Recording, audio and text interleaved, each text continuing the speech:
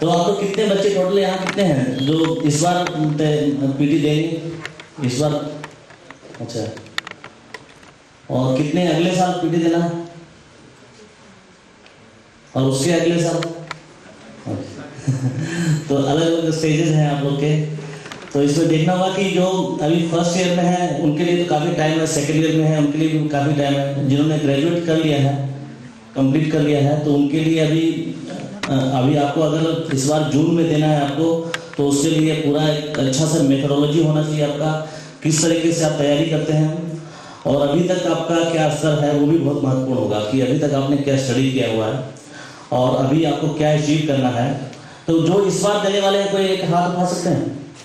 हाँ, माइक इनके पास है कि नहीं? किसी को दे माइक।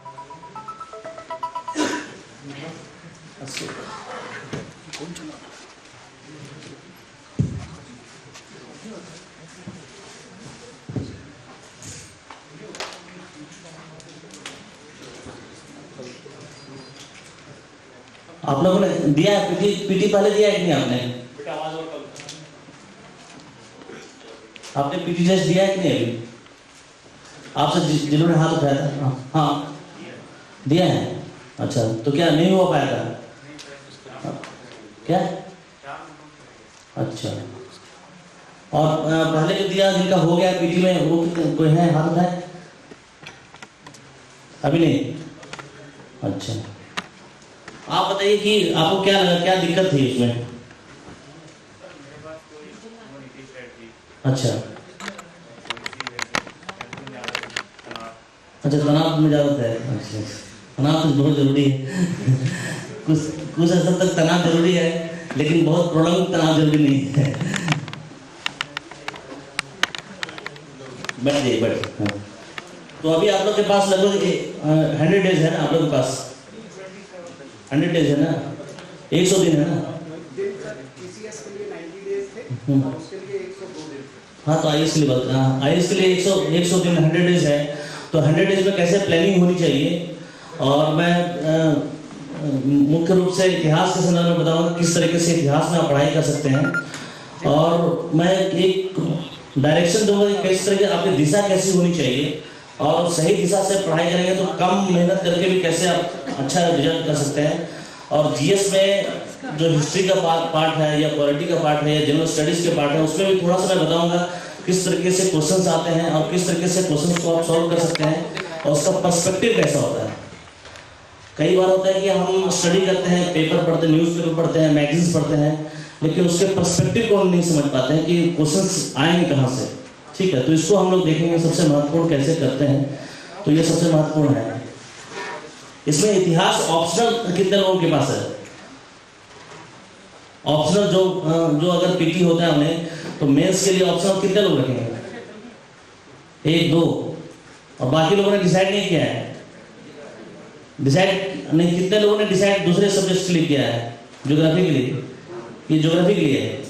नहीं, डिसाइड नहीं किया है, अभी डिसाइड ही नहीं किया है कि अगर नहीं। लेकिन ये सबसे पहला स्टेप होता है कि अगर आप पीटी का एग्जाम दे रहे होते हैं तो सबसे पहले आपको डिसाइड करना चाहिए कि आप मेंस अगर देंगे तो क्या सब्जेक्ट रखना है।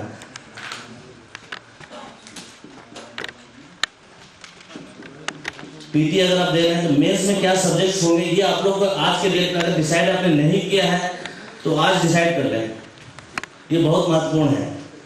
ठीक है, और पीटी में जो होता है सब्जेक्ट्स है, तो किस किस सब्जेक्ट से आते हैं पीटी में? सब्जेक्ट्स क्या क्या है? हिस्ट्री है, और कौन से, और बताइए, और साइंस एंड टेक, और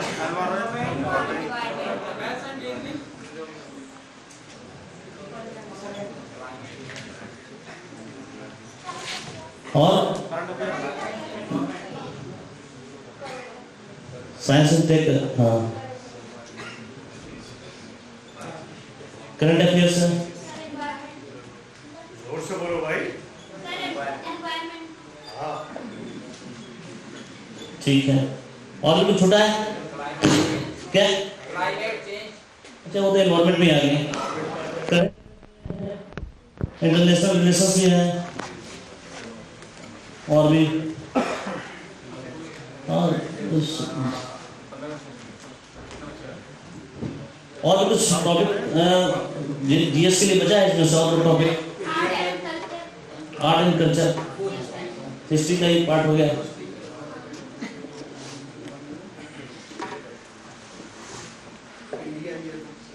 नहीं वो तो बात की तो ये सब्जेक्ट्स हैं। तो जैसे अगर जिन लोगों ने हिस्ट्री या ज्योग्राफी या पॉलिटिकल साइंस या इकोनॉमिक्स एक सब्जेक्ट के रूप में रखा है, अगर आप मेंस के लिए सब्जेक्ट डिसाइड किए हुए हैं तो अभी से डिसाइड करना होगा इन 4 सब्जेक्ट्स में आपका कुछ ऑप्शंस है।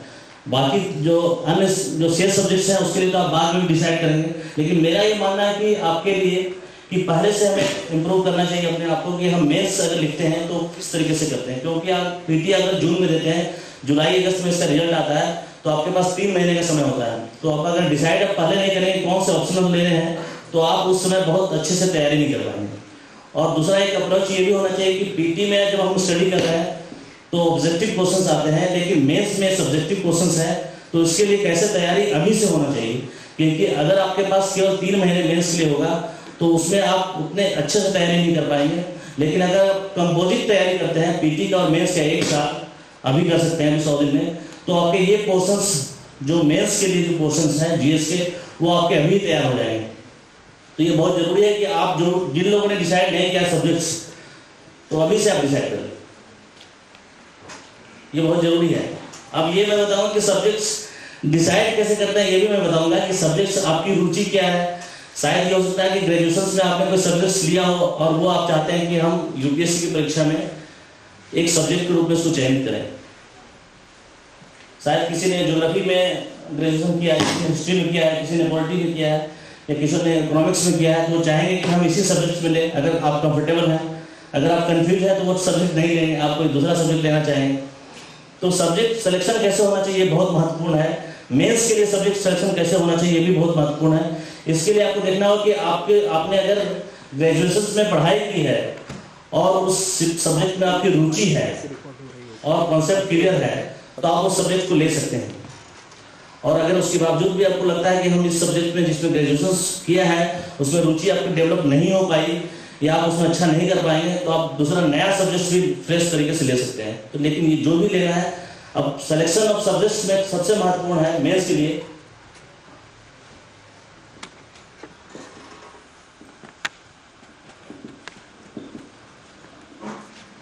कैसा इंटरेस्ट आपका है कि नहीं किसी विषय वस्तु के संदर्भ में। अगर आपने पहले लिया है तो उसमें इंटरेस्ट होगा, आपको पता हो कॉन्सेप्ट क्या है। और आपने देखा होगा कि अगर कॉन्सेप्ट है मिसकॉन्सेप्शन है या अच्छा कॉन्सेप्ट नहीं बना आपको तो ये भी एक समस्या होगी। अगर आपने हिस्ट्री लिया है और हिस्ट्री की पढ़ाई की है और हिस्ट्री को एक केवल डेट के रूप में देख रहे हैं, ये कॉन्सेप्ट बढ़िया नहीं बना है, तो आपको पूरा अनलर्न करना पड़ेगा कि हम नए तरीके से कैसे पढ़ेंगे। तो उसको बहुत महत्वपूर्ण है। या आपने ज्योग्राफी एक सब्जेक्ट सेलेक्ट किया तो इंटरेस्ट क्या है आपका। सेकंड जो बहुत महत्वपूर्ण है, गाइडेंस आपके पास अवेलेबल है कि नहीं। चाहे वो कोचिंग के रूप में गाइडेंस हो, चाहे आपके पास किसी फैमिली मेंबर के रूप में गाइडेंस हो, या आपको लग रहा है कि कोई प्रोफेसर आपको सपोर्ट कर रहे हैं या कोई सब्जेक्ट्स में, और नहीं तो आपके पास इतना मटेरियल्स हो आप तैयार करने की स्थिति में है कि हम कर सकते हैं, तो गाइडेंस का भी बहुत इंपॉर्टेंट रोल है, उसको आप कर सकते हैं। ये दो ही चीज महत्वपूर्ण है कि क्या इंटरेस्ट आपका है सब्जेक्ट्स में और आपके पास अवेलेबल चाहे कोचिंग या खुद से करना चाहते हो तो आपका इंटरेस्ट ही बहुत महत्वपूर्ण है और आप कैसे इसको कर सकते हैं। तो ये चीजें बहुत डिसाइडिंग फैक्टर है। और आपको देखना होगा कि किसी भी सब्जेक्ट का आप सिलेक्शन करते हैं तो आपको देखना होगा कि हम इसमें मेरा जो रीडिंग मटेरियल्स क्या होंगे ये पहले डिसाइड होना चाहिए आपको। ऐसा नहीं कि आपने पढ़ाई स्टडी शुरू कर दी और 4-6 महीने आपने पढ़ाई कर डाली और पता ही नहीं चला आपको कि आपको पढ़ना क्या है और कितना पढ़ना है और कौन से बुक्स पढ़ने हैं, ये बहुत महत्वपूर्ण है। तो मैं इतिहास के बारे में बताऊंगा। मेंस अगर किसी ने इतिहास में लिया है तो मैं मान रहा हूँ कि अगर आपने अच्छी तैयारी की तो पीटी तो आप कर लेंगे 100 दिन में भी, लेकिन मेंस में क्या करना है और कैसे आप इसको दोनों को कनेक्ट करेंगे, पीटी और मेंस को, और बाद में इंटरव्यू में भी कैसे कनेक्ट होगा। क्योंकि आपके इंटरव्यू में भी अगर आपको सब्जेक्ट्स आपने लिखा है तो उस सब्जेक्ट से भी आपको पूछा जाएगा कि आपने इस सब्जेक्ट में विषय वस्तु का आपका कॉन्सेप्ट अच्छा है कि नहीं और जानकारी कैसी है, बहुत महत्वपूर्ण है। हिस्ट्री में देखिए पीटी और मेंस दोनों के लिए सबसे पहला जो है आपको एंशिएंट इंडिया में आपको क्या पढ़ते हैं, इसको नोट भी कर लीजिए आप लोग। तो सबसे महत्वपूर्ण है कि क्या पढ़ना और क्या नहीं पढ़ना, ये बहुत महत्वपूर्ण है। सबसे महत्वपूर्ण है क्या पढ़ना है आपको और क्या नहीं पढ़ना है। तो ये सबसे महत्वपूर्ण है कि एंशिएंट इंडिया में आप क्या पढ़ सकते हैं। कोई बताएं जिन्होंने एग्जाम दिया आप क्या पढ़ते हैं, आप बताएं। आपने जो पीटी था, हाँ, कि एंशिएंट इंडिया में क्या पढ़ा था आपने पीटी के लिए?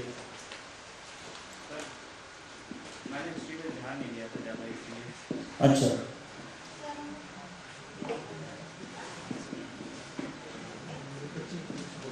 देखिए एंशिएंट इंडिया का भी एनसीईआरटी का आप क्लास 6 से 12 तक आप पढ़ें जरूर।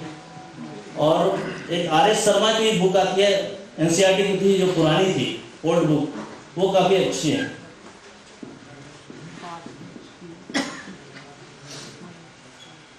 आर.एस. शर्मा ना, हाँ, तो किताब ये है ओल्ड एनसीईआरटी, ये अब नए पब्लिकेशन में भी आ गया है, ओरिएंट में आ गया है।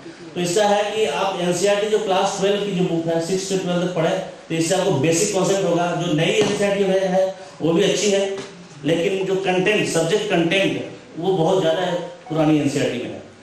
और इसमें कॉन्सेप्ट, इसमें फिगर्स वगैरह काफ़ी अच्छे दिए हुए हैं। 6 से 12 तक जो नए हैं एनसीईआरटी, उसमें आपको कॉन्सेप्ट मेकिंग में अच्छा होगा, लेकिन फैक्ट्स और कॉन्सेप्ट दोनों के मामले में जो पुराना ओल्ड एनसीईआरटी बुक है ये बहुत बेस्ट है। ठीक है, जो पीटी के लिए जो पढ़ रहे हैं उसके लिए अगर एनसीईआरटी के 6-12 अगर आप पढ़ लिए हैं तो काफ़ी पर्याप्त है। और मेंस के लिए अगर होगा, ये पीटी के लिए पर्याप्त है। मेंस के लिए आपको, मेंस के लिए एक्स्ट्रा आपको क्या पढ़ा आपने? स्पेक्ट्रम। देखिए गाइड है, गाइड बाद में उसको रेफर किया जाता है, जो फैक्ट्स जो गैप बच जाते हैं उसके लिए किया जाता है।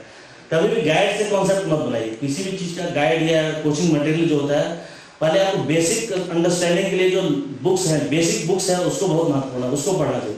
अगर आप बेसिक बुक्स नहीं पढ़ेंगे तो अगर कॉन्सेप्ट मेकिंग नहीं होगा, तो आप चीज़ों को याद करेंगे, फैक्ट्स को याद करेंगे, तो आप कभी कॉन्सेप्ट नहीं अच्छे से बना पाएंगे। इसलिए पहले आप बेसिक कॉन्सेप्ट तैयार कीजिए एनसीईआरटी का, और शुरू से कीजिए।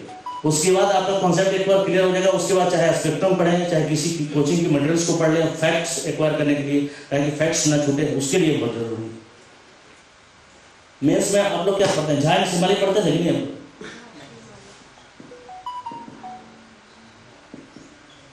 आर.एस. शर्मा का है तो मेंस में तो इतना ही पर्याप्त है। और कोई पढ़ना चाहते हैं तो इग्नू का नोट्स पढ़ सकते हैं, मेंस के लिए बोल रहा है। जो हिस्ट्री ऑप्शनल है उसके लिए इग्नू का नोट्स जो है वो काफ़ी अच्छा है, हिस्ट्री के लिए सभी पार्ट के लिए अच्छा है, लगभग आप पढ़ सकते हो उसको अगर टाइम आपके पास है। ये पीटी के लिए नहीं पढ़ना है अभी, ठीक है। पीटी के लिए तो एनसीईआरटी का आप अगर आर.एस. शर्मा पढ़ लिए और 6 से 12 का जो नई एनसीईआरटी पढ़ लिए तो पर्याप्त है आपके लिए।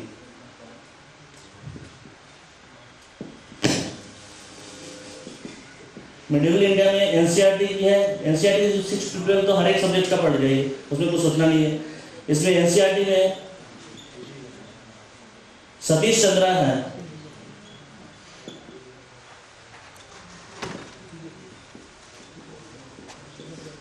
ये सतीश चंद्रा की जो बुक है फर्स्ट एंड सेकंड पार्ट, ये काफी अच्छी बुक है, तो इसको आप जरूर पढ़िए। ये हिस्ट्री आपका क्या कहते हैं, पीटी के लिए भी उतना इंपॉर्टेंट है और मेंस के लिए भी क्वेश्चंस लिखने के लिए इंपॉर्टेंट है। अगर किसी भी टॉपिक्स में आता है तो Satish Chandra first second part पर्याप्त है आपका।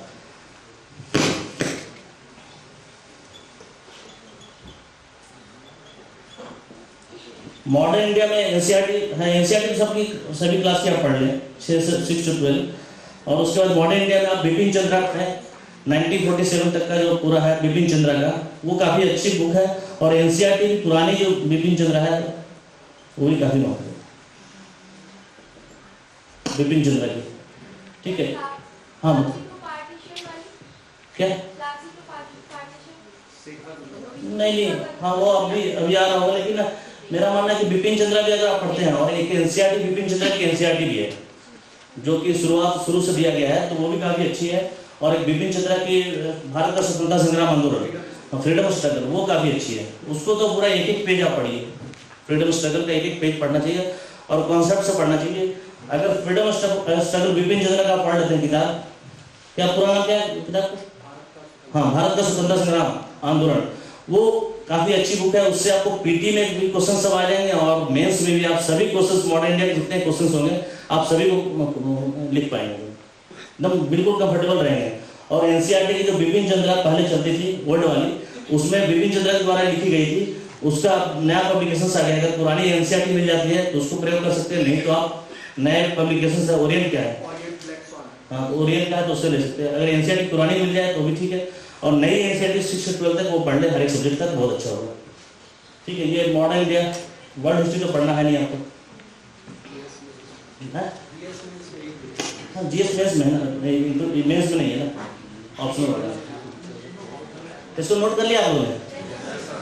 ठीक है, एक और मैं बताऊंगा कि आपको ये हिस्ट्री का पीटी का पार्ट हो गया ऑप्शनल में और मेंस में, और फिर आपको देखना होगा कि आर्ट एंड कल्चर भी रहेगा। आर्ट एंड कल्चर तो फिर आप इससे भी ले सकते हैं, और भी चीज़ है बाद में। तो बेसिक चीज़ मैं पहले बता रहा हूँ, बाद में और क्या, जैसे उन्होंने बोला स्पेक्ट्रम गाइड या बेसिक्स और भी चीज़ है मैं उसको बताऊँगा। और सबसे जो महत्वपूर्ण जो मेरा मानना है, आप लोग अलग मानना हो सकता है, एक गवर्नमेंट ऑफ इंडिया की पब्लिकेशन डिवीजन की आती है बुक, इंडिया ईयर बुक, आपने पढ़ी है कि नहीं किसी ने? वो सबसे अच्छी बुक है, वो पीटी और मेंस के लिए और इंटरव्यू के लिए भी काफ़ी अच्छी है, इसलिए इंडिया ईयर बुक है, ये बहुत जरूरी है।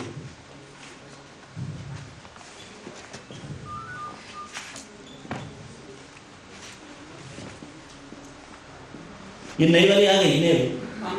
हाँ, तो ये अभी नई वाली फरवरी में आ जाती है, तो इसको नई वाली जरूर ले लें, इसको नोट कर लें। इससे आपके 20 क्वेश्चंस आपके जनरल स्टडी में आ जाएंगे, 20 क्वेश्चंस, कुछ सोचना नहीं है इसमें, कम से कम 20 क्वेश्चंस आएंगे, और बहुत अच्छे क्वेश्चंस, वैसे क्वेश्चंस जो आप नहीं कर पाएंगे सामान्य रूप से। लेकिन अगर आप इंडिया ईयर बुक पढ़ लेते हैं, उसके नोट्स भी बना लें, तो इसका इंडिया ईयर बुक का पीटी में भी इतना ही फायदा है और मेंस में भी बहुत अच्छा फायदा होगा। मेंस में किसी भी टॉपिक्स पे आपको लिखना होगा, एक गवर्नमेंट का ऑथेंटिक जानकारी कैसे है, वो इसके लिए बहुत अच्छी बुक है, India year book publication division की है, और अभी फरवरी में आ जाएगी। तो इसको आप सभी जितने एप्लीकेंट्स हैं, चाहे जो भी सब्जेक्ट आप लेना चाह रहे हो, इंडिया ईयर बुक जरूर लें, इसको नोट कर लीजिए। और ये थोड़ा पढ़ने में थोड़ा डिफिकल्ट है, इसका लैंग्वेज बहुत डिफिकल्ट है, लेकिन इसको पढ़ें और बहुत इत्मीनान से पढ़ें। और ऐसा इसमें बहुत सारे पोर्शंस हैं जो आप उसको छोड़ भी सकते हैं, और बहुत सारे फैक्ट्स हैं उसको आप नहीं भी कर सकते हैं, लेकिन आपको एक बार गो थ्रू रीडिंग होना चाहिए पूरा एक बार। तो इससे क्या है, वो कॉन्सेप्ट होगा, और उसमें क्वेश्चंस जब आते हैं, मल्टीपल ऑप्शंस आते हैं, उसमें आप ये कर सकते हैं कि हाँ ये हो सकता है, ये हो ही नहीं सकता है, ये आप डिसाइड कर सकते हैं। अगर इंडिया ईयर बुक आपने पूरा कंप्लीट पढ़ लिया, काफ़ी डिफिकल्ट है, इतना आसान नहीं है जो मैं बता रहा हूँ, इससे ज़्यादा आप मत पढ़िएगा। तो इसमें से आप लोग सेलेक्टिव होना पड़ेगा, इंडिया ईयर बुक में कुछ सेलेक्टिव होना पड़ेगा कि कौन सा चीज़ हमें टॉपिक्स पढ़ना है और कौन सा नहीं पढ़ना है। ये नहीं कि आपको जिसमें इंटरेस्ट लग रहा है उसको पढ़ना है, जिसमें इंटरेस्ट नहीं हुआ उसको छोड़ देना, ऐसा नहीं है। इसमें आपको देखना है कि फैक्ट्स अगर बहुत ज़्यादा है तो उसको याद नहीं भी करें तो कोई दिक्कत नहीं है, लेकिन एक बार गो थ्रू होंगे, चीज़ों को समझ लेंगे, कॉन्सेप्ट मेकिंग हो जाएगा, आपको गवर्नमेंट की जितनी योजनाएं हैं उसके बारे में आप लिखने की स्थिति में होंगे, अपना व्यूज बना सकते हैं कि कैसे किसी टॉपिक के संदर्भ में गवर्नमेंट का क्या व्यू है, अगर कोई लोक कल्याणकारी योजना है तो उसमें किस तरीके से गवर्नमेंट संचालित करती है, और आपका क्या व्यू है, व्यू आप डेवलप कर सकते हैं। व्यू डेवलप करने के लिए एनसीईआरटी से अच्छी बुक्स कोई नहीं है, और आपको जब आपका एक कॉन्सेप्ट डेवलप हो गया उसके बाद आप इंडिया ईयर बुक पढ़ें। ये भी मैं सबसे पहले जो क्रम में बोल रहा हूँ उसी क्रम में पढ़ाई होनी चाहिए। अगर आप क्रम को तोड़ें तो भी अच्छी बात है अगर आपने एनसीईआरटी नहीं पढ़ा, बिल्कुल स्पेक्ट्रम पे जंप कर दिए तो बहुत दिक्कत नहीं बता रहा मैं ये नहीं कर रहा हूँ स्पेक्ट्रम, फैक्ट्स के लिए वो सब सभी अच्छे हैं, लेकिन आपका कॉन्सेप्ट मेकिंग पहले होना चाहिए उसके बाद। और कॉन्सेप्ट मेकिंग जो है टेक्स्ट बुक से ही हो सकता है, आपने जो पढ़ा हो, तो ये बहुत जरूरी है कि इंडिया ईयर बुक पढ़ें।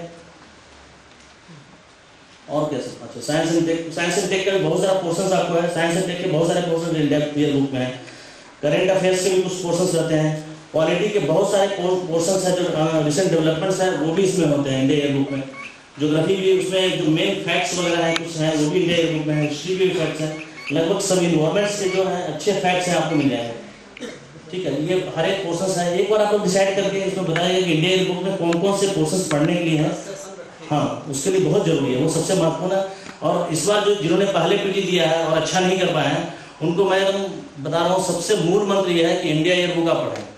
गवर्नमेंट की पब्लिकेशन से हर एक योजना की सटीक जानकारी है और आंसर उससे आंसर गलत होने की कोई संभावना नहीं है, इसको आप नोट कर लें, ये बहुत महत्वपूर्ण है।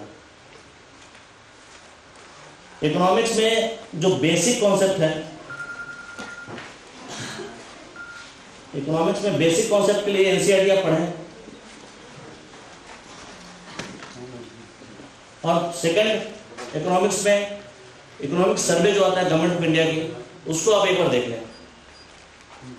हाँ तो आ गई होगी, इसकी तो आ गई। इस बार पीडीएफ दिया है सर, पब्लिश नहीं हुआ। हाँ पीडीएफ देख लो। इकोनॉमिक सर्वे आपने जब बजट रिलीज किया है, गवर्नमेंट ऑफ इंडिया ने जब बजट रिलीज किया तो इकोनॉमिक सर्वे का पीडीएफ आया है, इसको आप देख लीजिए, एक बार पूरा गो थ्रू हो जाइए, उसमें पूरा कॉन्सेप्ट होगा। उसमें जो आपने एनसीईआरटी में जो इकोनॉमिक्स पढ़ी है वो कॉन्सेप्ट मेकिंग के लिए है, लेकिन आपको नए फैक्ट्स कैसे हैं, उस फैक्ट्स को गवर्नमेंट किस तरीके से देखती है और कैसे लोक कल्याणकारी योजनाएं ला रही है और किस तरीके से योजनाएं हैं, उसमें आपका क्या व्यू है, ये भी देखना होगा। आपका व्यू क्या है, आप इसको किस तरीके से देखते हैं, आर्थिक समीक्षा, ये पूरा आपको देखना होगा। कितने पेजेस हैं इसमें? इसमें सर दोनों खंड मिला के 926 पेज। 926 पेजेस आप पढ़ नहीं पाएंगे, जो प्रैक्टिकल अप्रोच है, मतलब कि आप नहीं कर पाएंगे। तो मेरा ये कहना होता है कि जब भी आप बुक्स पढ़ें तो उसमें आपको ये देखना पड़ेगा कौन सा पोर्शन जरूरी है, कौन सा पोर्शन छोड़ना है। लेकिन जब भी कोई कॉन्सेप्ट मेकिंग करते हैं तो आप पूरे बुक में गो थ्रू होना चाहिए, एक बार आपको अंडरलाइन करना चाहिए कि हाँ ये इंपॉर्टेंट है। और उसमें मैं हमेशा कहता हूँ कि हर एक फैक्ट्स, कुछ फैक्ट्स दिखाइए, इसमें बहुत सारे फैक्ट्स हैं। ये सब जो इंट्रोडक्शन है, इंट्रोडक्शन किसी भी किताब की इंट्रोडक्शन बहुत अच्छे से पढ़ें। और ये सब डेटा, हाँ दिखाइए डेटा, जैसे ये डेटा कर्व हो गया, हाँ दिखाइए नीचे डेटा, एक बहुत डेटा, हाँ ये सब कर्व है। इससे घबराने की जरूरत नहीं है, इसको एक बार आप देख लें और जो डेटा है उसको देख लें कि किस तरीके से डेटा का इंटरप्रिटेशन किस तरीके से कर सकते हैं। डेटा को, अधिकांश डेटा को याद करने की आवश्यकता नहीं होती, आपको इंटरप्रिटेशन होना चाहिए कि कैसे प्रोग्रेशन हो रहा है, कैसे प्रोग्रेस कर रहा है, स्कीम्स कैसे रन कर रहा है, क्या पहले डेवलपमेंट था और कैसे हम चेंज कर रहे हैं, कंटिन्यूटी क्या है, चेंजेस क्या है, वो देखना बहुत जरूरी है। तो इससे आप कॉन्सेप्ट मेकिंग कर पाएंगे, चीज़ों को एक गो थ्रू करेंगे कि हाँ इसमें ये है और इस चीज़ों को है, तो आपको माइंड में भी रहेगा कि हमने पीटी के लिए भी यूजफुल है और मेंस के लिए भी बहुत यूजफुल है। इकोनॉमिक सर्वे जो है आपको पीटी और मेंस दोनों के लिए बहुत यूजफुल है। और आज की डेट में जो पहले हम लोग से तो जो जनरल स्टडीज के 600 नंबर्स होते थे, आप 1000 नंबर्स हैं, तो जीएस का बहुत इंपॉर्टेंट है। तो जीएस में जितना मेहनत अगर आप पीटी के समय कर लेते हैं, इकोनॉमिक सर्वे आपने पढ़ लिया और इंडिया ईयर बुक पढ़ लिया, तो आपको मेंस के लगभग 80% जो क्वेश्चंस है आप लिखने की स्थिति में हो। मैं अभी बता रहा हूँ 80% क्वेश्चन, तो विश्वास नहीं कर सकता, लेकिन वास्तविक चीज बता रहा हूँ। एक एनसीईआरटी और इंडिया ईयर बुक और इकोनॉमिक सर्वे, बेसिक कॉन्सेप्ट बनाइए, उसको नोट्स बनाना है तो बना लें बहुत बेहतर तरीके से। बहुत ज़्यादा पढ़ने की जरूरत नहीं है, बार बार एक ही चीज़ को पढ़े तो ज़्यादा अच्छा। अगर इकोनॉमिक सर्वे है उसको अगर आपके पास समय है तो एक बार में आप गो थ्रू कर जाएंगे, दूसरी बार उसको पढ़ें कि कौन सी चीज़ इंपॉर्टेंट है, उसको थोड़ा ज़्यादा हाईलाइट करें। उसके बाद तीसरी बार अगर आपको समय मिलता है, शायद मिलेगा नहीं आपको क्योंकि अब 100 दिन बचे हैं, तो उसमें कुछ जो लास्ट टाइम में जो आपको रिकैप है उसको बना के कर सकते हैं। ये आपका इंडिया ईयर बुक से नोट्स बनाएंगे तो आपको मेंस में लिखने में कोई दिक्कत नहीं आएगी। इकोनॉमिक सर्वे का जो ऑथेंटिक जो होगा उसको स्टेटमेंट पढ़ेंगे तो इतना अच्छा लगेगा आपको कि फिर आप उसको डायरेक्टली इसका यूज कर सकते हैं मेंस में, कहीं भी इंटरव्यू तक में आपको काम आएगा। बिल्कुल कहीं कोई कंफ्यूजन नहीं होना चाहिए आपको। किसी को कंफ्यूजन है तो मैं बता दूं, क्योंकि बहुत दिक्कत क्या होता है, सब्जेक्ट मटेरियल सिलेक्शन में सबसे ज़्यादा दिक्कत आती है कि हम सब्जेक्ट मटेरियल्स क्या सेलेक्ट करें। और कई लोग एक एक चीज़ के लिए कई सब्जेक्ट मटेरियल्स पढ़ते हैं, लेकिन वो ऑथेंटिक और प्रमाणिक नहीं होता है, तो हमारा कॉन्सेप्ट मेकिंग नहीं होता है, फिर हम क्वेश्चंस अच्छे से नहीं लिख पाते हैं, चाहे वो पीटी के सॉल्व ऑब्जेक्टिव नहीं सॉल्व कर पाते हैं और मेंस हम अच्छे से नहीं कर पाते हैं। तो ये चीज़ आप लोग एकदम अच्छे से कर लीजिए। इसको अगर किसी ने नहीं पढ़ा है तो इकोनॉमिक सर्वे आज ले लीजिए और आप उसको 2-2, 3 पेज, 5 पेज पढ़िए, 7 पेज पढ़िए एक दिन में, लेकिन बहुत अच्छा लगेगा आपको। और इसको आज से ही शुरू कर दीजिए। जिन लोगों ने नहीं लिया है, पीडीएफ फाइल है, आपको मिल जाएगा पीडीएफ, तो इनको दे दिया, शेयर भी कर सकते हैं। पीडीएफ का फाइल है, सब शेयर कर सकते हैं, उसको पढ़ सकते हैं। आज के डेट में तो सब कुछ मिल जा रहा है पीडीएफ फाइल में, तो इसको बहुत जरूरी है। लेकिन इकोनॉमिक सर्वे पढ़ने के पहले थोड़ा सा आप एनसीईआरटी की जो बुक है उसको एक बार पढ़ लें। इकोनॉमिक सर्वे पढ़ने के लिए एक लेवल 12 की, हाँ वो तो एनसीईआरटी के लोग पढ़ेंगे। एनसीईआरटी तो सबका, अगर जिसने नहीं पढ़ा है, जो इस बार नहीं दे रहे हैं, अगले साल दे रहे हैं या उसके अगले साल दे रहे हैं, उनके लिए तो मैं बता रहा हूँ जो चीज़ें मैं बता रहा हूँ, एनसीईआरटी की सब किताबें पढ़ लें। उसके बाद इंडिया ये बुक पढ़ लें, अभी से आप 22 में भी देंगे तो 21 का भी पढ़ लें, अभी बाद में देखा जाएगा। इकोनॉमिक्स का आप सब देख लें। साइंस एंड टेक्नोलॉजी के लिए, पॉलिटी के लिए तो आप लोग क्या पढ़ते हैं, कौन सा? वो तो कोई भी एक बुक पढ़ता है, डी बासु भी पढ़ सकते हैं, सुभाष कश्यप और एक लक्ष्मीकांत का अभी चल रहा है ना, हाँ एम लक्ष्मीकांत, कोई एक बुक पढ़े, ठीक है, ये भी मैं बता रहा हूँ। अगर आपने अगर पॉलिटी के लिए 3 बुक,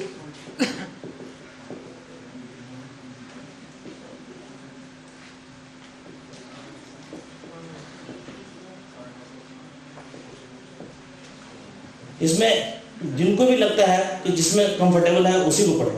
तीनों बुक मेरा मानना है कि आप कर नहीं पाएंगे, अगर आप तीनों पढ़ेंगे कंफ्यूज रहेंगे हमेशा।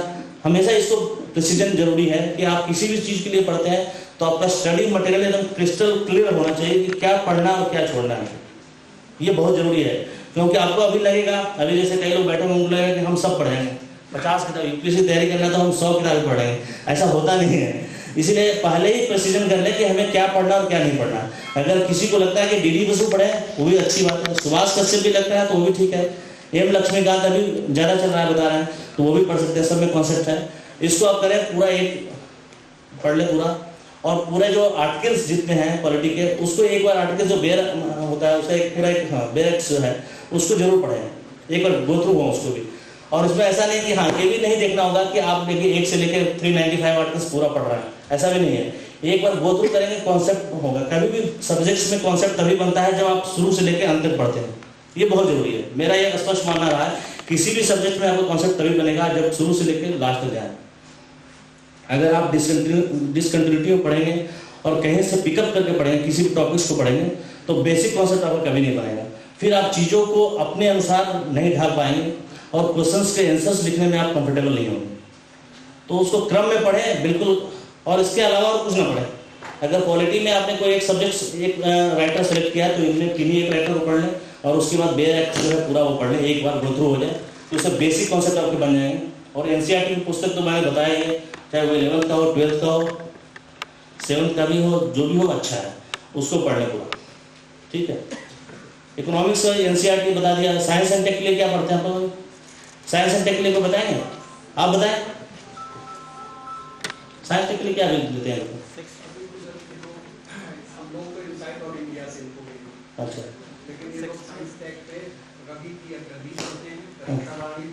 अच्छा, साइंस टेक में बता रहा हूँ, साइंस टेक के बहुत सारे कोर्सेस आपको जो पीटी के हैं आपको इससे मिल जाएंगे, इंडिया ईयर बुक से मिल जाएंगे। कई लोगों को बताएंगे नहीं कि साइंस टेक के पोर्शन इसमें नहीं मिलते हैं। इंडिया ईयर बुक के अधिकांश पोर्शंस हैं आपको साइंस टेक में मिल जाएंगे। साइंस टेक के लिए एक और चीज़ मैं बता रहा हूँ कि जैसे आपको जो न्यूज़ आता है यूपीएससी में, साइंस टेक ऐसा नहीं है कि बहुत ट्रेडिशनल पूछेगा। कोई न्यूज़ में अगर कोई घटना है, कोई न्यूज़ है तो साइंस टेक से संबंधित है। जैसे अगर किसी को नोबेल प्राइज मिला है फिजिक्स में या केमिस्ट्री में, तो हम लोग सब हमेशा याद कर जाते हैं नोबेल प्राइज 2021 में इसको मिला है और इस विषय वस्तु के लिए मिला है, लेकिन वो इंटरनल में जाकर पूछता है कि किन कारणों से मिला है। फिजिक्स में अगर कोई आविष्कार हुआ है, इन्वेंशन हुआ है, किस इन्वेंशन पे हुआ है और उसका फंडामेंटल्स क्या है, ये बहुत महत्वपूर्ण है। ऐसा भी नहीं है कि जो आविष्कार हुआ उसका डायरेक्ट पूछेंगे, उसके फंडामेंटल्स में क्या है, ये क्या फंडामेंटल्स क्या है, ये भी बहुत महत्वपूर्ण है। तो इसलिए फंडामेंटल्स बहुत जरूरी है साइंस टेक के लिए। तो ये आपको देखना पड़ेगा कि क्या फंडामेंटल्स है।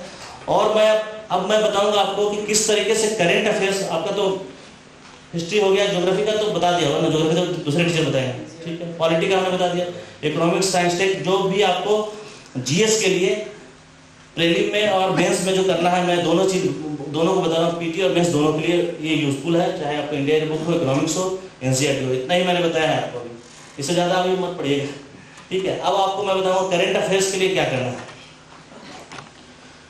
करेंट अफेयर्स के लिए, हाँ, इसमें और मैं बता रहा हूँ इन्वायरमेंट्स के जो सब्जेक्ट्स हैं वो भी आपके इंडिया ईयर बुक से पूरा कवर हो जाएगा। लगभग 80 से 90% जो कवरेज है इंडिया ईयर बुक से हो जाएगा। इसलिए आप बहुत सारी किताबें में फोकस ना करें, इसको अगर फोकस कर देंगे तो आपका इन्वायरमेंट, करेंट अफेयर्स के बहुत सारे parts, science and tech, economics, polity, geography, history, लगभग 60 से 70% आपको इससे कवर हो जाएंगे।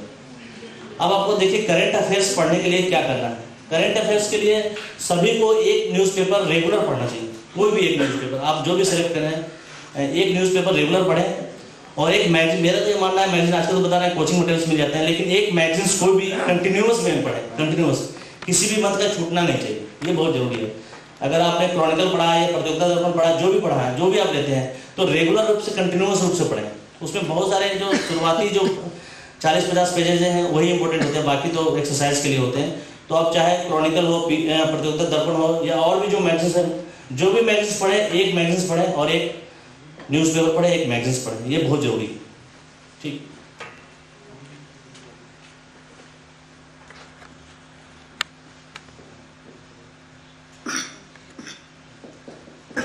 कोई रेगुलर, बिल्कुल रेगुलर।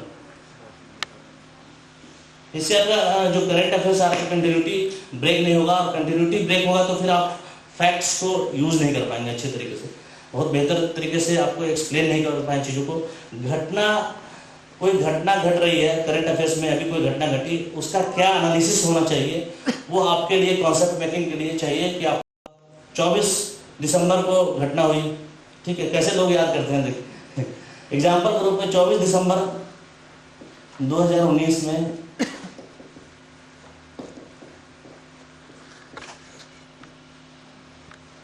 ये है, 24 दिसंबर 2019 में कोई घटना घटी, इराक में 300 लोग का डेथ हुआ। ये क्या न्यूज़ है कि नहीं? बहुत बड़ा न्यूज़ है। क्या याद करेंगे आप इसमें? 24 दिसंबर याद करेंगे कि ये याद करेंगे कि ये याद करेंगे? क्या करेंगे?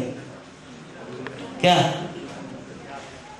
क्या नहीं, वही बता रहे हैं। अब इसका कोई महत्व नहीं है, इसका घटना का महत्व है कि घटना हुई, ठीक है। करंट अफेयर्स का महत्व है कि घटना हुई, ये करंट से आपको मिलेगा, लेकिन घटना क्यों हुई,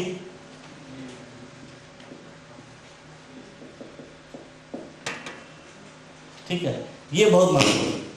आपको जीएस के जितने भी टॉपिक्स हैं, घटना क्यों हुई, इसकी पृष्ठभूमि क्या है, इसके बैकग्राउंड्स क्या है, ये सबसे ज्यादा महत्वपूर्ण है।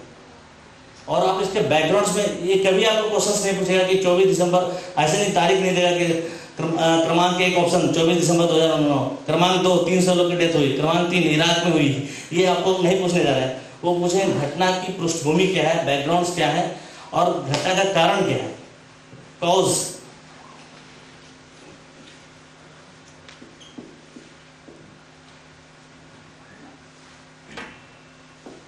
बैकग्राउंड सबसे महत्वपूर्ण है।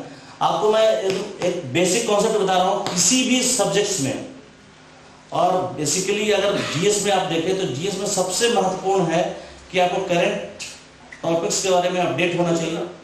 विश्व में चाहे कोई भी घटना हो रही है उसके बारे में जानकारी होनी चाहिए। इसमें भी देखना होगा कि कौन सी घटना सच में जानकारी है कि नहीं।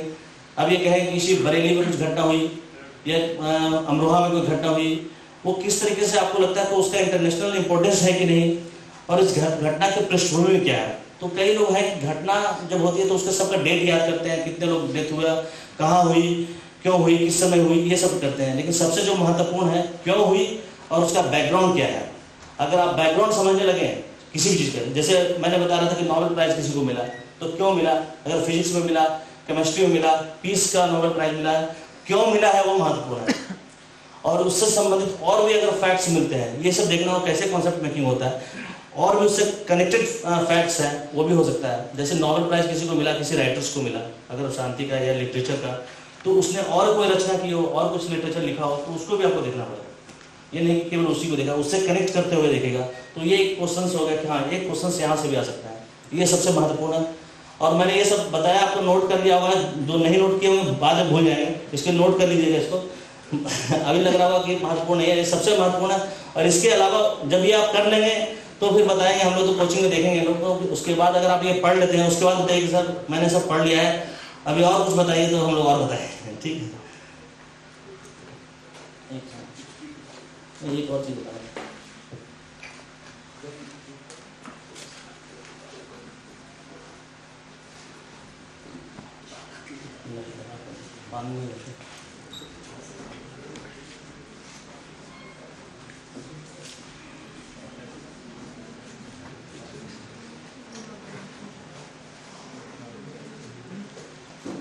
क्या पढ़ना है। जीएस में तो कंप्लीट हो गया आप लोग का, ये सब देखना है और इसको किस तरीके से पढ़ना है।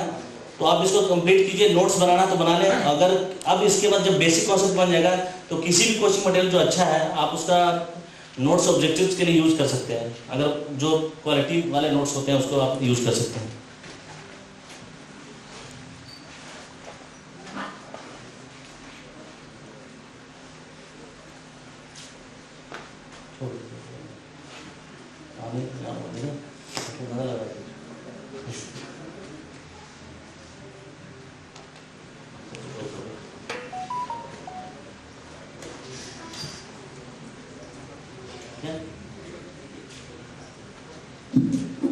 कितना टाइम है?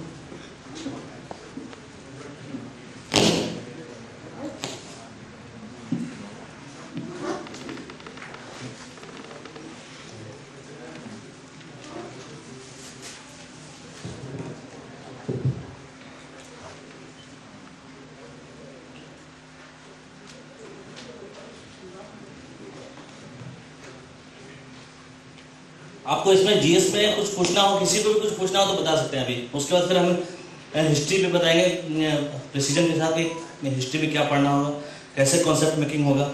किसी को भी जीएस के संदर्भ में कुछ पूछना हो, कोई कंफ्यूजन हो तो पूछ सकते हैं। विजन है इसका मैंने नहीं, पहले तो ये देखना होगा, फिर 40% कैसा अच्छा है, ठीक है। लेकिन मेरा ये कहना है सबसे पहले आप इसको पढ़िएगा, उसके बाद उसको कीजिएगा, ठीक है। अगर नहीं पढ़ा है तो इसको पढ़िए, बेसिक कॉन्सेप्ट पढ़िए। उसके बाद नहीं तो कभी होता है ना कि हमें कि अभी करना है, इसी साल करना है और जल्दी करने के चक्कर में हम बेसिक कॉन्सेप्ट नहीं बनाते हैं, तो फिर हमें बहुत दिक्कत आती है किसी को भी। फिर आपको 1 साल बजाने के चक्कर में कभी हो सकता है कि 5 साल लग गए। तो ये बहुत जरूरी है कि बेसिक कॉन्सेप्ट बन जाए, तो ये बहुत जरूरी है। और भी जीएस के संदर्भ में किसी क्वेश्चन टॉपिक के संदर्भ में किस टॉपिक से, हाँ कुछ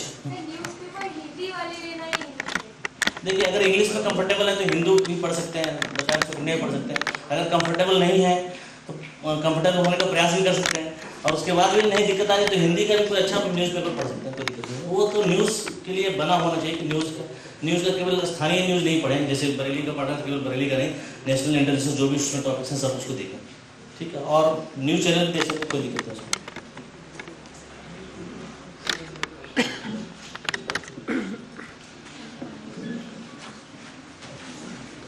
हिस्ट्री का देखिए सबसे महत्वपूर्ण है कि इतिहास है क्या, इतिहास का निर्माण कैसे हुआ है। कोई बता सकता है इतिहास का निर्माण कैसे हुआ है? और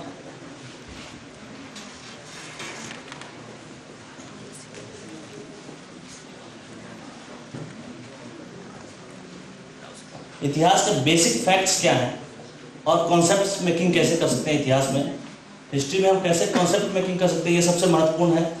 और किसी भी सब्जेक्ट को जब तक आप समग्रता से नहीं पढ़ते हैं तो आप समग्रता से कॉन्सेप्ट नहीं बना पाएंगे। इसलिए सबसे महत्वपूर्ण है कि आप इसको शुरू से पढ़िए किसी भी सब्जेक्ट को। अगर आप सीधे मॉडर्न इंडिया में पढ़ते हैं तो ठीक है, चीज़ें बहुत सारे डिस्कनेक्ट भी है, कनेक्ट भी है, आप सेक्शंस पढ़ सकते हैं, आपके पास समय कम है तो। लेकिन मेरा ये मानना है कि अगर आप किसी इतिहास की विषय वस्तु को पढ़ना चाहते हैं, समझना चाहते हैं, तो एक पूरा प्रॉपर एक खाका होना चाहिए आपके माइंड में कि किस तरीके से हम पढ़ते हैं। अगर आपको एंशिएंट इंडिया पढ़ना है, सबसे पहले एंशिएंट इंडिया पढ़ना चाहिए। आपके पास अभी लोग बताते हैं कि पीटी में क्वेश्चंस कम आते हैं। अच्छा, एक सबसे महत्वपूर्ण बात जो मैं छूट गई है, वो सबसे महत्वपूर्ण बात, यूपीएससी की तैयारी के सबसे पहले जिस दिन अभी आप तैयारी शुरू करते हैं, इसको नोट कर लीजिए, तो सबसे पहले कम से कम 10 से 15 साल के लिए 10 से 15 साल का क्वेश्चंस होना चाहिए। इसको जब नोट कीजिए, इसको कभी छोड़ना नहीं चाहिए, ये सबसे महत्वपूर्ण है किसी भी सब्जेक्ट का।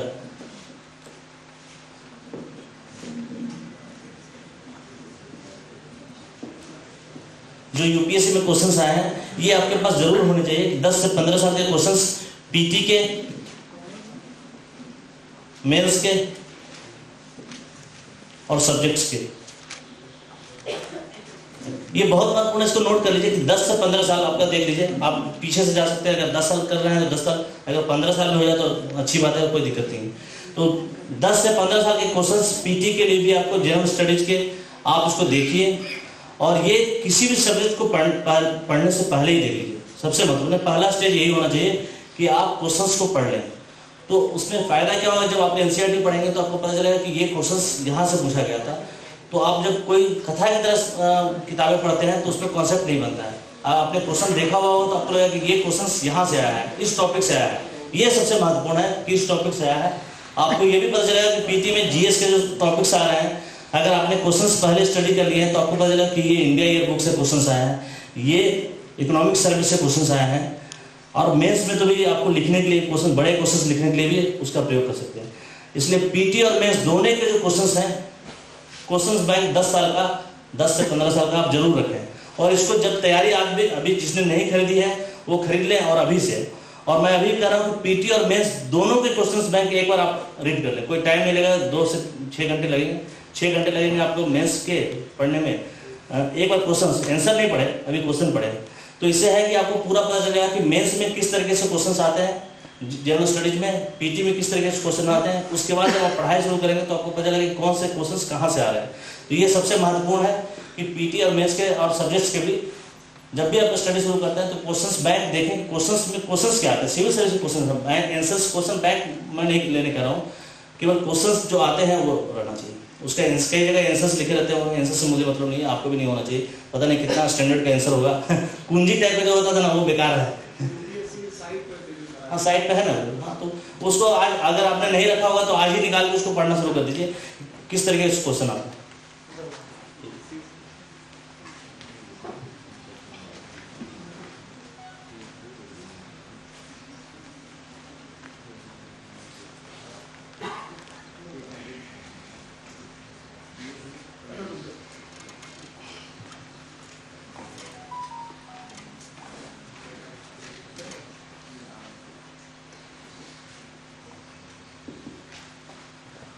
अच्छा अब आप लगता है बेसिक चीज हो गया है। अब मैं आपको हिस्ट्री से ही बताऊंगा कि हिस्ट्री कैसे स्टडी करना है और कैसे कॉन्सेप्ट मेकिंग करना है, ये सबसे महत्वपूर्ण है।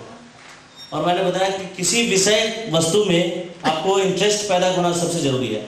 सिविल सर्विसेज काफ़ी बड़ा, बहुत लंबे टर्म का एग्जामिनेशन होता है। अगर आपने कॉन्सेप्ट मेकिंग नहीं किया, आपने चीज़ों को याद करने का प्रयास किया बहुत ज़्यादा, तो वो बहुत अच्छा नहीं होता। आप फैक्ट्स को याद करने के लिए, ऐसा नहीं कि फैक्ट्स का कोई महत्व नहीं है, फैक्ट्स का भी बहुत महत्व है, लेकिन फैक्ट्स अगर कॉन्सेप्ट से लिंक होगा, अगर विषय वस्तु से लिंक है, तो आपको याद करने में भी बहुत सुविधा होगी। आप चीज़ों को एक अलग से रोपा हुआ या पाया नहीं पाएंगे। तो इससे क्या होगा कि आपको लगेगा कि हाँ ये चीज़ें जो है इससे कनेक्ट हो रही है। और कल आपने इतिहास में एक स्टोन एज का पढ़ा दिया ना, ठीक है, तो स्टोन एज तो हो गया। तो अब मैं बताऊंगा कि हिस्ट्री क्या है। हिस्ट्री का जो निर्माण है, अभी जो हमारे पास जो हिस्ट्री है, जो हम किताबों में हिस्ट्री देखते हैं, तो इसका निर्माण कैसे हुआ है, कोई भी बच्चा, कोई भी बता सकते हैं आप लोग कैसे निर्माण हुआ है? बताइए कैसे हिस्ट्री का निर्माण हुआ है। और जो अभिलेख हैं, लिपियां, हाँ बहुत अच्छा आपने बताया कि हिस्ट्री का जो निर्माण है वो हम लोग, हाँ कोई और बताना चाह रहे हैं? हिस्ट्री का निर्माण कैसे हम लोग करते हैं, कैसे कंस्टिट्यूट करते हैं, किसी काल विशेष का, किसी काल खंड के बारे में हमें जानना है तो हम कैसे उसको करते हैं। और इतिहास की जो हमारी परंपरा किस तरीके से रही है। कई लोग बोलते हैं कि प्राचीन भारत में इतिहास लिखने की बहुत स्पष्ट परंपरा नहीं थी। आपने सुना होगा, क्वेश्चन पढ़ा होगा तो, कि बहुत स्पष्ट परंपरा नहीं थी। इतिहास हमें साहित्य में मिलता है, अभिलेखों में मिलता है, किसी के राइटिंग्स में मिलता है, इसमें मिलता है, सूत्रों में मिलता है, साहित्य में मिलता है, शास्त्रों में मिलता है। तो क्या ये सही है या गलत है? क्या आपको लगता है कि प्राचीन भारत में इतिहास की कोई परंपरा रही है? कोई बता पाएंगे? नहीं। एक और राइटर्स का कहना है कि इतिहास की जो ठोस परंपरा की शुरुआत है मध्यकालीन भारत से होती है। जब शासक वर्ग, दिल्ली सल्तनत, मुगल शासन काल आया तो उसमें एक विस्तृत रूप से इतिहासकारों ने को सेलेक्ट किया गया, जो हमारे शासक वर्ग ने उनसे इतिहास पूरा डिटेल रूप से लिखवाया। तो इतिहास की ठोस अवधारणा वहाँ से मिलती है। कई लोगों का विचार है, तो आपका क्या विचार है? किसी का कोई विचार है इसमें? हाँ बताइए। हाँ हाँ, इतिहास था कि उसमें और भी चीजें सम्मिलित थी। इतिहास की किताब थी। अच्छा, तो ये देखिए बहुत अहम इतिहास की जो धारणा है वो भी बहुत स्पष्ट है कि हम जो प्राचीन भारत में, ऐसा नहीं कि इतिहास बिल्कुल नहीं था। जैसे कौटिल्य की रचना हो गई, चाणक्य जिसको कहते हैं, चाणक्य की रचना होगी, और अन्य हमारे स्मृति हैं, शास्त्र हैं, उसमें भी कहीं ना कहीं हमें इतिहास की झलक है। हमारे समाज का दर्पण है, समाज और आर्थिक, सामाजिक आर्थिक स्थितियों का उसमें चित्रण किया गया है। लेकिन एक इतिहास है तो बिल्कुल ठोस क्रोनोलॉजिकल रूप से जो है कई जगह पुराण में भी मिलते हैं और अलग अलग पुराणों में मिलते हैं, इस तरीके से डिटेल है। ऐसा नहीं कि उसमें प्राचीन भारत में इतिहास लिखने की परंपरा नहीं थी, लेकिन जो बाद में है जैसे आप चीज़ें परिष्कृत होते जाती है तो धीरे धीरे और परिष्कृत हो जाती है और बुक्स कई उसमें और भी चीज़ थी। जैसे अगर आप कहें समाजशास्त्र भी उसमें इंक्लूड था, आप चाहे तो इकोनॉमिक्स भी कर सकते हैं, इकोनॉमिक्स भी था, लेकिन ऐसा नहीं है कि जो बाद के काल में जो इतिहास लिखे गए उसमें समाजशास्त्र ना हो या इसमें इकोनॉमिक्स के बिंदु नहीं हो। ऐसा नहीं कि सभी चीज़ इंटरमिंगल है और सभी साथ साथ चलते हैं, लेकिन एक ठोस परंपरा धीरे धीरे जैसे हम पीछे से जब आते हैं तो धीरे धीरे बढ़ते हैं। तो हम कैसे इतिहास की परंपरा कैसे हमारी शुरुआत होती है इसको हम देखेंगे। और एंशिएंट इंडिया में हम देखेंगे स्टोन एज बता रहे थे, तो आपने पढ़ा है स्टोन एज, हम स्टोन एज में तो बहुत डिटेल आपको बताया गया रहता है। स्टोन एज के बाद हम आप देखिए इतिहास में जो दो चीज़ें बहुत महत्वपूर्ण है, कैसे इतिहास में कंटिन्यूटी होता है। अगर हर एक काल जो है, जैसे आज हम और आप जो हैं वो एक पूरा कल्चर का इम्पैक्ट है हम लोग पे, सभी लोग जितने भी हैं यहाँ पे लोग बैठे हैं, कई पीढ़ियों ने जो बनाया है उस प्रोडक्ट को हम यूज़ कर रहे हैं और कहीं ना कहीं कई पीढ़ियों का जो योगदान है हम उसका लाभ उठा रहे हैं। और आप और हमारी जो पीढ़ी है इसमें कुछ ऐड कर सकते हैं, कभी कभी है सब्ट्रैक्ट भी करते हैं लेकिन ज़्यादातर लोग ऐड करते हैं और फिर आगे की जो पीढ़ियाँ हैं उसमें और सरप्लस होता है, कुछ चीज़ें सरप्लस होता है, इस तरीके से चीज़ें बढ़ती है। तो इतिहास में दो चीज़ बहुत बेसिक कॉन्सेप्ट है, इसको आप हमेशा के लिए मूल मंत्र रखिए। बेसिक कॉन्सेप्ट और मूल मंत्र ये है कंटिन्यूटी।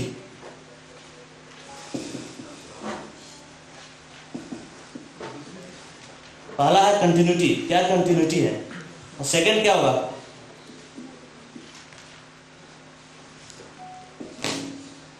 कंटिन्यूटी क्या हो रहा है, मैंने कौन सी चीजें कंटिन्यू किया और चेंजेस क्या हुआ उस काल विशेष में, कालखंड में या टाइम पीरियड में क्या चेंजेस आए हैं, ये बहुत महत्वपूर्ण है। क्या कंटिन्यूटी रहा और क्या चेंजेस आ गया। तो आपने जो पढ़ा होगा स्टोन एज के बारे में, कल पढ़ा है आपने, पूरा डिटेल पढ़ा है। तो स्टोन एज के बाद फिर कौन सा एज आया, स्टोन एज के बाद भारत में या विश्व में कौन सा एज आया बताइए।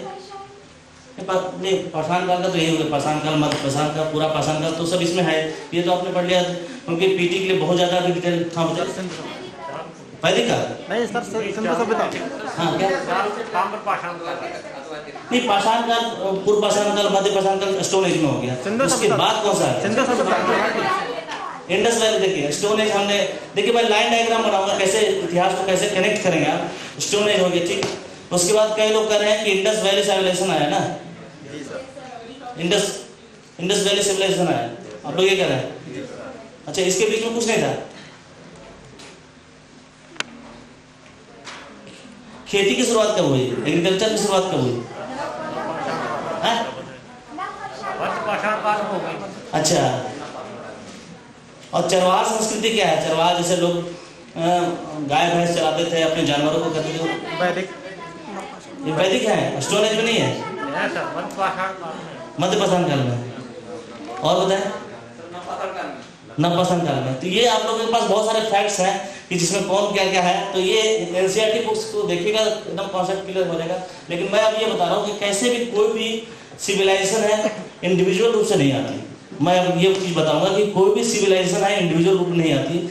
इंडस वैली सिविलाइजेशन आया कि जो कि शहरी सभ्यता थी, अर्बनाइजेशन था, पता है आपको कि Indus valley civilization urbanize culture था, अर्बनाइजेशन हुआ था वहाँ। सबसे फर्स्ट अर्बनाइजेशन है इंडिया में, इंडस वैली सिविलाइजेशन में। तो आपको कैसे लगता है कि क्या अचानक से इंडस वैली सिविलाइजेशन का जन्म हो गया? इसका मतलब पहले कुछ था। तो पहले क्या था? आपने स्टोन एज पढ़ा होगा, उसमें जो लोग थे वो आखेटक थे, ठीक है, गाय भैंस चलाते थे या अपने पशुओं पर निर्भर करते थे, उसका मांस खाते थे, अलग अलग तरीके से अपना जीवन यापन करते थे। और इसकी कहाँ पे आवास कहाँ पे करते थे? क्या इनका परमानेंट स्ट्रक्चर होता था? क्या होता था? गुफाओं में रहते थे, ठीक है। उस समय गुफाओं में रहते थे। आपने उत्तर प्रदेश में सुना हो, कौन सा जो उत्तर प्रदेश का कौन सा जनपद जो बहुत पौराणिक माना जाता है, बहुत पुराना माना जाता है? बताइए। प्रतापगढ़। अच्छा, और आलमगीरगंज। नहीं, मेरठ जो बता रहे हैं मेरठ बहुत बात का है, तो मतलब ऐसा नहीं कि उस समय कुछ नहीं होगा, लेकिन अभी जो हमारा उत्तर प्रदेश में मिर्जापुर और सोनभद्र, आपने नाम सुना होगा।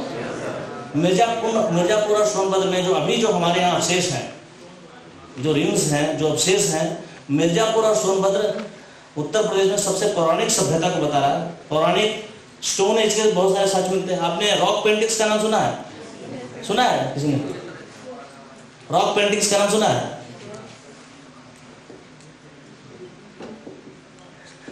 रॉक पेंटिंग्स किसने देखा है कि नहीं? इसमें यहाँ पे जितने लोग हैं, किसी ने रॉक पेंटिंग्स देखा है कि नहीं? देखा आपने? कहाँ देखा? रॉक पेंटिंग जो फतेहपुर सीकरी में वो एक बना है मॉन्यूमेंट, जिसमें रॉक नहीं, फतेहपुर सीकरी में जो तो बिल्डिंग बना है उन्होंने जो, तो उसमें कहाँ रॉक पेंटिंग्स है? रॉक पेंटिंग्स उसको नहीं कहते हैं, हर एक रॉक पे पेंटिंग्स को रॉक पेंटिंग्स नहीं कहते। जो स्टोन एजेस में रॉक पेंटिंग्स बने थे, तो मैं आपको बताऊं मिर्जापुर और सोनभद्र में बहुत सारे स्थल ऐसे हैं जो रॉक पेंटिंग्स के हैं। आपको निकरिका है मिर्जापुर में, आपका जो विंडम फॉल है वहाँ पे भी रॉक पेंटिंग्स है। रॉक पेंटिंग्स है तो ये आपने देखा बेलन घाटी सभ्यता का नाम सुना होगा, आपने सुना है कि नहीं? तो ये बेलन घाटी सभ्यता का क्षेत्र है हमारा मिर्जापुर।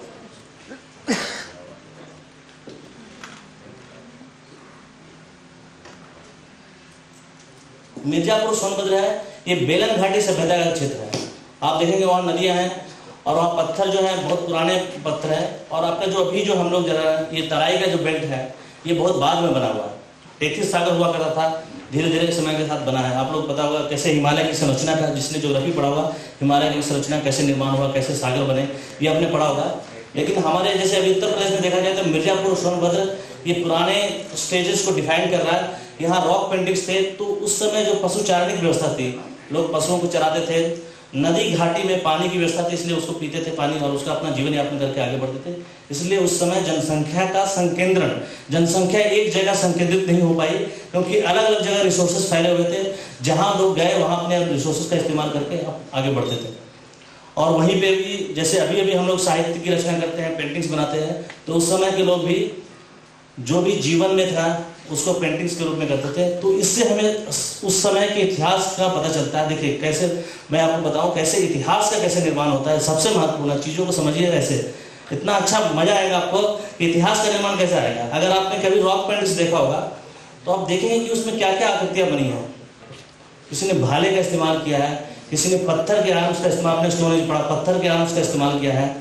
तो देखना पड़ेगा कि उसमें नुकीला है, कितना है, नोक है कि नहीं, लोहे का इस्तेमाल हुआ है कि नहीं, या उसमें जो कलर जो इस्तेमाल हुए हैं वो आज के डेट में, आज हम लोग डाइंग का यूज़ करते हैं जो नेचुरल नहीं होता है, उस समय नेचुरल कलर का यूज हुआ है। और आज के डेट में लाखों साल, कई पेंटिंग्स के लाखों साल हो गए और अभी भी उसी प्रकार है। कुछ लोगों ने ग्रेफिटी लिख दिया है, बात अलग है लेकिन अभी भी उसी रूप में है।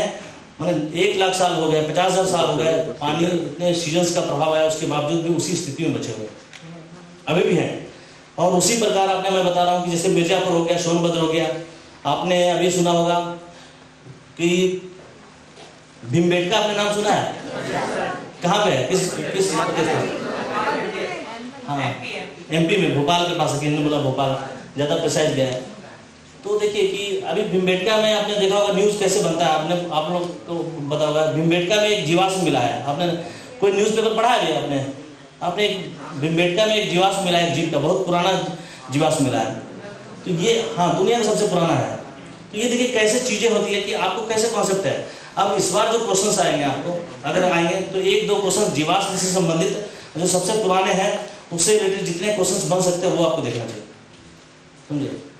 और भीमबेटका की खोज किसने की थी वो भी होना चाहिए, किसने किया था उसको। उसमें रॉक पेंटिंग्स काफ़ी बड़े बड़े, भीमबेटका मैं गया हूँ मिर्जापुर भी, तो भीमबेटका में जो रॉक पेंटिंग्स हैं काफ़ी बड़े और विस्तृत स्तर के हैं, बहुत काफ़ी बड़े एरिया में रॉक पेंटिंग्स किया गया और अभी संरक्षित है। बहुत बाद में उसे खोजा गया और अभी संरक्षित है।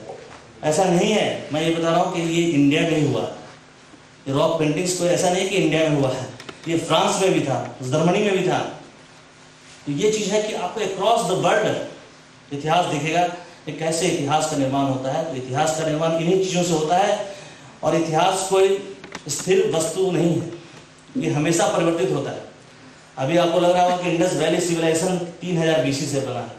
अभी कोई नए रिसर्च आ जाएंगे और उसमें भी अर्बनाइजेशन का इनपुट रहेगा, तो आपको अगर 4000 BC का है तो पीछे जाना पड़ेगा आपको। इतिहास अभी जो वर्तमान इतिहास है वो हमारे पास जो अभी संसाधन उपलब्ध हैं, जो हमने खोज करी है और हमारे जो विचारकों के जो इंटरप्रिटेशंस हैं, व्यू हैं, उसको लेकर बना है। और अभी भी वर्तमान में भी जो आधुनिक काल में भी जो राइटर्स हैं अपने नई खोजों के द्वारा इतिहास का नया निर्माण कर रहे हैं, उसमें विषय वस्तु जोड़ रहे हैं, कुछ विषय वस्तु जो लोगों ने गलत तरीके से समझा था उसको परिमार्जित कर रहे हैं, उसको नए तरीके से देख रहे हैं, समझ रहे हैं, उसका परिमार्जन हो रहा है।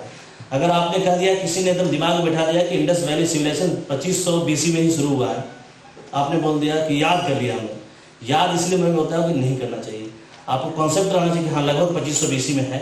लेकिन अगर किसी नया रिसर्च आ गया कि इंडस वैली सिविलाइजेशन का मेन सिम्टम्स क्या है, तो बता सकते हैं सिम्टम्स क्या है इसके? इंडस वैली सिविलाइजेशन है, उसका सिम्टम क्या है कि फर्स्ट अर्बनाइजेशन, उसमें अर्बनाइजेशन हुआ था, उसमें नगरीकरण हुआ था, शहरीकरण हुआ था। और इसी का एक लक्षण है कि हड़प्पा सभ्यता का जो मेन पार्ट माना जाता है कि शहरीकरण हुआ था। और शहरीकरण कैसे होगा मैं उसको बहुत डिटेल से बताऊंगा, कैसे शहरीकरण हो सकता है। तो मैंने अभी आपको बताया कि पशु चारणिक स्टोन एज में आप लोग जान रहे, फैक्ट्स वगैरह जान रहे, कैसे लोग जानते थे और स्टोन एज के हिस्ट्री का निर्माण, इतिहास का निर्माण किस तरीके से हुआ। हम रॉक पेंट्स देखते हैं, रॉक सेंटर भी देखते हैं, कई जगह रॉक सेंटर्स हैं, गुफा में लोग रहते थे, वहाँ गुफा के अंदर पेंटिंग्स करते थे। तो उस समय हम अगर पेंटिंग का अध्ययन करते हैं तो हमें स्पष्ट रूप से हो जाता है, उस समय क्योंकि लोग लिखना नहीं जानते थे लेकिन उन्होंने पेंटिंग्स बनाए, तो पेंटिंग से हम इतिहास का निर्माण करते हैं। तो हर एक समय के इतिहास का निर्माण अलग अलग विषय वस्तु से हुआ, ये समझ लिया आपने। क्योंकि उस समय तो किताबें नहीं थी, लिखने का ज्ञान नहीं था लोगों को, लेकिन पेंटिंग्स बनाते थे। शायद ये भी हो सकता है कि कई लोगों ने लिखा हो और हम अभी नहीं समझ पा रहे हैं, कई लिपि जो लिखा है लोगों ने उसको हम नहीं समझ पा रहे हैं, आधुनिक मानव नहीं समझ पा रहा है। तो वो हमारी सीमाएं हैं, वो इतिहास की सीमाएं नहीं है, हमारी सीमाएं हैं कि हम उस लिपि को नहीं पढ़ पा रहे हैं। तो उस समय के इतिहास का वो क्लियर पिक्चर हम नहीं दे पा रहे, उस समय के इतिहास का हम क्लियर पिक्चर नहीं दे पा रहे हैं। लेकिन समय के साथ चीजें चेंज हो सकती है। जैसे आपने देखा कि भीमबेटका में एक जीवाश्म मिला है जो कि बताया जा रहा है कि विश्व का बहुत पुराना जीवाश्म है। अभी तक लोगों को पता नहीं था, लेकिन जब पता चल गया तो इतिहास की कई धाराएं बदल सकती है, उसका एज आप पीछे ले जा सकते हैं, उसमें और भी किस तरीके के प्राणी रहते थे, उसमें किस तरह के जीव जंतु थे, उसका एक स्ट्रक्चर क्रिएट हो सकता है, हम लोग कर सकते हैं। आपने देखा होगा डिस्कवरी में भी, आप तो सब देखते हैं। तो इससे हमें इतिहास के निर्माण में सहायता मिलती है। और उस समय स्टोन एजेस में हम, मेरे पास साहित्य अलग से नहीं होंगे तो हम रॉक पेंटिंग से बहुत चीज़ें सीख सकते हैं। और जो बेलन घाटी सभ्यता और अन्य क्षेत्रों में हमें मिलती है उससे हम निर्माण करते हैं। फ्रांस में भी ऐसी सभ्यता थी, फ्रांस के भी साइट्स हैं, जर्मनी में भी थी, तो उस समय ऐसे सभी जगह थे। फिर कैसे हमारा जो स्टोन एज है, कैसे हमारा इंडस वैली सिविलाइजेशन में हुआ। स्टोन एज है जब आग का आविष्कार हुआ, अग्नि का जब आविष्कार हुआ, मानव जीवन में सबसे महत्वपूर्ण था, क्योंकि हम लोगों ने कंट्रोल करना शुरू किया, चीज़ों को कंट्रोल करना शुरू किया। हम लोगों ने जीव जंतु के सापेक्ष हम लोग के पास एक हथियार हुआ, जो मजबूत हथियार, हम उसको सुरक्षा के रूप में अपना इस्तेमाल करना। अग्नि का क्या इस्तेमाल था, अग्नि ने पूरा चेंज कर दिया। और जो हम लोग जो माइथोलॉजी करते हैं, किसी का इंद्र भगवान का और इस तरीके के जितने भी करते हैं, वो हमारे माइथोलॉजिकल यही पार्ट्स हैं, उसी को हम लोग दिखाते हैं। जैसे आपको बाद में पढ़ाएंगे कि इंडस वैली सिविलाइजेशन का अंत कैसे हो गया, तो लोग बताते हैं, उसको क्वेश्चन है कि इंद्र इसके लिए दोषी है, मतलब कि इंडस वैली सिविलाइजेशन का नष्ट होने के लिए इंद्र दोषी है। तो इसमें बताना कि इंद्र मतलब उसका प्रतीक मात्र है, प्रतीक है यहाँ पे कि इंद्र मतलब क्या, हाँ वर्षा, आप लोग पढ़ेंगे तो कैसे प्रतीकों का महत्व है, कैसे चीज़ों को आप देखते हैं, वो बहुत महत्व है कि कैसे चीज़ें हैं देखते हैं। और किसी भी सिविलाइजेशन का उत्थान का और पतन का एक कारण नहीं होता, ठीक है। और मैं ये भी कह रहा हूँ हमेशा करना चाहिए, हमेशा हमें दिमाग खुला रखना चाहिए। एक कारण नहीं होता, मल्टीपल रीजन्स हो सकते हैं। और ये भी हो सकता है कि आप मल्टीपल रीजन्स, हमारे पास, आपके पास 10 रीजन हो और 11वां रीजन्स भी हो सकते हैं, कुछ नए रिसर्च आ सकते हैं। तो इसलिए हमें हमेशा ओपन रखना चाहिए। और इतिहास निर्माण में सबसे महत्वपूर्ण यही है कि हमें हमेशा ओपन माइंडेड होना चाहिए, और जो भी अभी वर्तमान तक जो निर्माण हुआ है वो कैसे हुआ उसको देखना चाहिए। स्टोन एजेस हुआ, जब हमें अग्नि का आविष्कार हुआ तो हम लोग को जो अन्य जीव जंतुओं के सापेक्ष में हम लोग मजबूती से आए, ठीक है। हम लोगों ने उसके सापेक्ष अपने आप को एक सभ्यता निर्माण की ओर एक दिशा में बढ़े हम लोग, और ये हमारे लिए जो मैनकाइंड के लिए सबसे महत्वपूर्ण आविष्कार के रूप में देखते हैं। बाद में फिर हम लोगों ने एग्रीकल्चर शुरू किया। आप सोचिए, उसके बाद 2-3 चीज़ें सबसे महत्वपूर्ण, अग्नि का आविष्कार हुआ, उसके बाद फिर हमने एग्रीकल्चर शुरू किया। जब एग्रीकल्चर शुरू हुआ तो एग्रीकल्चर कहाँ पे हुआ? IVC के पहले हुआ कि बाद में हुआ? कहाँ हुआ? पहले हुआ। कहाँ? स्टोन एज के पहले हुआ कि बाद में हुआ? हाँ ठीक है। देखिए अब हम यहाँ पे अग्नि का आविष्कार इसमें भी हो गया, मैंने ये स्टोन एज में जो भी है। एग्रीकल्चर जब शुरू हो गया, एग्रीकल्चर शुरू होगा तो एग्रीकल्चर शुरू होने के बाद क्या होगा? पहले तो ग्रुप